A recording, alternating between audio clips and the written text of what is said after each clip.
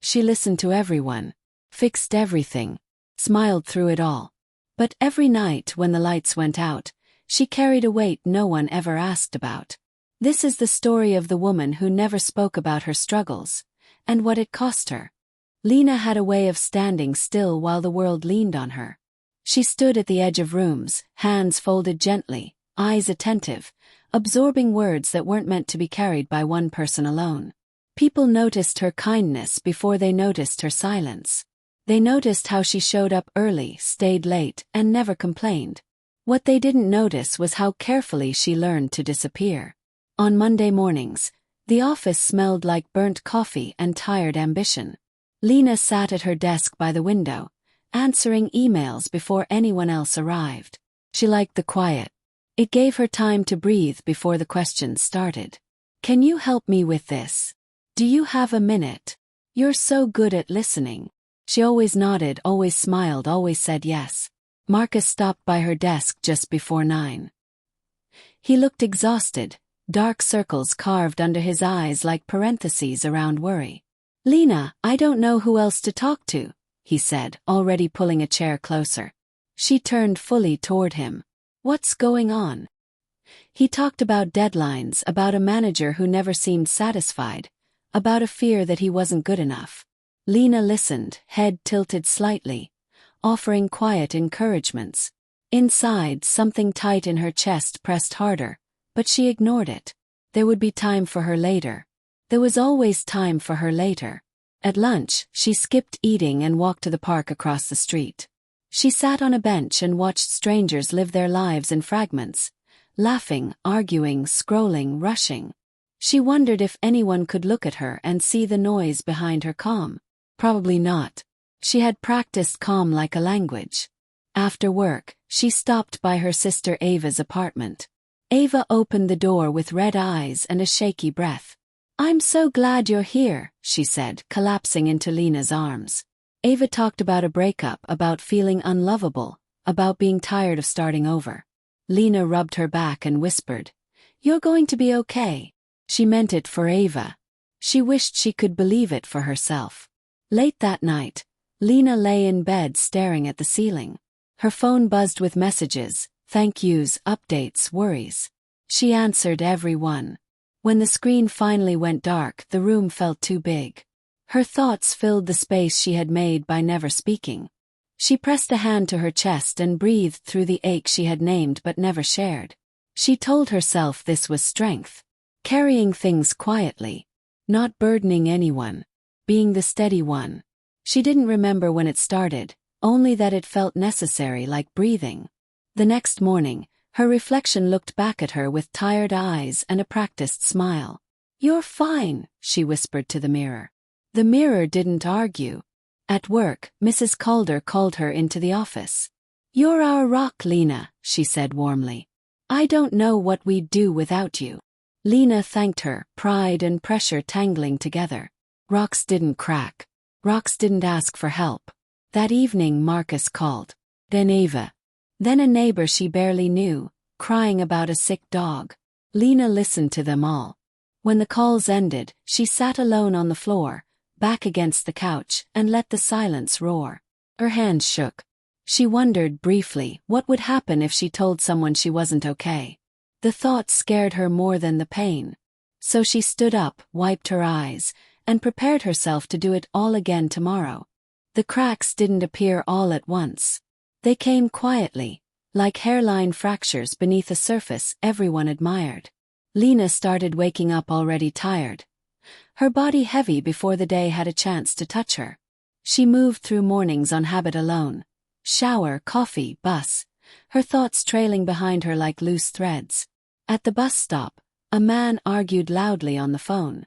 A woman bounced a crying baby on her hip. Lena stood between them, feeling everything too sharply. The noise felt personal. She closed her eyes and counted her breaths until the bus arrived. Marcus noticed first. "You okay?" he asked one afternoon, his voice careful. "I'm fine," Lena said automatically. The words slid out easily, polished by years of use. "You've been quiet," he added. She smiled. "Just busy." It was a lie that sounded like truth. She was busy holding everything together. That night, she dreamed she was underwater, people standing above her, talking, laughing, unaware she was drowning. She woke up gasping, sheets twisted around her legs. For a moment, the urge to call someone burned hot and urgent. She stared at her phone, then placed it face down on the nightstand. Morning would come. It always did. Ava called the next day, her voice lighter. "I got an interview," she said. "I couldn't have done it without you." Lena smiled into the phone. "I'm proud of you." After they hung up, the smile faded. Pride gave way to something emptier. She wondered who she would be if she stopped being useful. On Friday, Mrs. Calder assigned Lena another project. "I know you can handle it," she said, already moving on. Lena nodded, but her vision blurred. Her heart raced as if she'd run a mile. She sat down slowly, pressing her palms to the desk until the feeling passed. No one noticed. No one ever did. That evening she met Noah, an old friend, for coffee. He studied her across the table. "You don't have to be strong all the time," he said suddenly. The words landed too close to the truth. Lena laughed softly. "I'm not strong. I'm just me." "No," Noah said gently. "You carry things. I see it." Her throat tightened. For a second the room tilted, and she thought she might finally say it. "I'm tired. I'm scared. I don't know how to stop." But fear rushed in sharp and convincing. If she spoke, the balance would break. People depended on her steadiness. "I'm okay," she said instead. Noah didn't push. "If that ever changes," he said, "I'm here." On the walk home, tears surprised her, blurring the streetlights. She wiped them away angrily. Crying felt like failure. She had built a life on not needing anyone. Letting that go felt like stepping off a cliff. The following week, the weight became unbearable. Lena forgot things: meetings, meals, messages. Her hands trembled when she tried to sleep. She felt hollowed out, like something essential had been quietly removed. One afternoon, alone in the office bathroom, she locked the door and slid down the wall. Her breaths came fast and shallow. She pressed her forehead to her knees and whispered, "Stop." She didn't know what she was asking to stop. The panic, the expectations, the pretending, but the word felt necessary. When she finally stood, her reflection looked different. Not weaker, just human. She went back to her desk and opened a new email. Her fingers hovered over the keyboard. It would be easy to ask for an extension, to say she needed a day. The idea felt rebellious, terrifying. She closed the email without sending it. That night she didn't answer her phone. Silence noticed her absence before people did. Messages piled up, concerned at first, then confused. Lena lay on her couch, curtains drawn, listening to the city hum without her. For once, she wasn't holding anyone else's pain. The relief felt wrong, like stealing. A knock came at the door. She ignored it. Another knock, firmer this time. "Lena," Ava called. "I know you're in there." Lena sat up, heart pounding. She hadn't meant for it to go this far. She opened the door slowly. Ava's eyes filled with worry the moment she saw her. "You look exhausted," Ava said. "I am," Lena admitted, the truth slipping out before she could stop it. They sat on the couch. For a long moment neither spoke. The quiet felt different this time, inviting instead of heavy. "I don't know how to do this," Lena said finally. Her voice shook. "I don't know how to say I'm not okay." Ava took her hand. "You just did." The dam broke.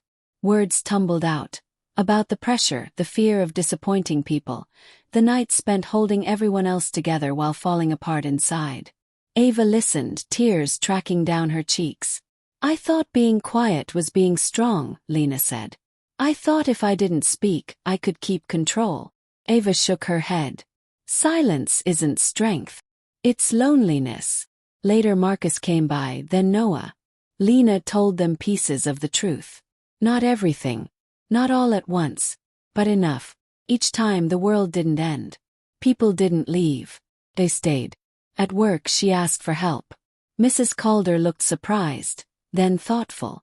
"I wish you'd said something sooner," she said. Lena realized the words weren't an accusation. They were regret. Weeks passed. Lena learned to pause before saying yes. She learned that rest wasn't something to earn. Some days were still hard. The weight didn't disappear, but it became shareable. One evening, she returned to the park and sat on the same bench. The city moved around her, loud and alive. She felt present in it, not just responsible for it. Her phone buzzed. A message from someone asking how she was. Lena smiled and typed back honestly. She never stopped caring. She just stopped carrying everything alone.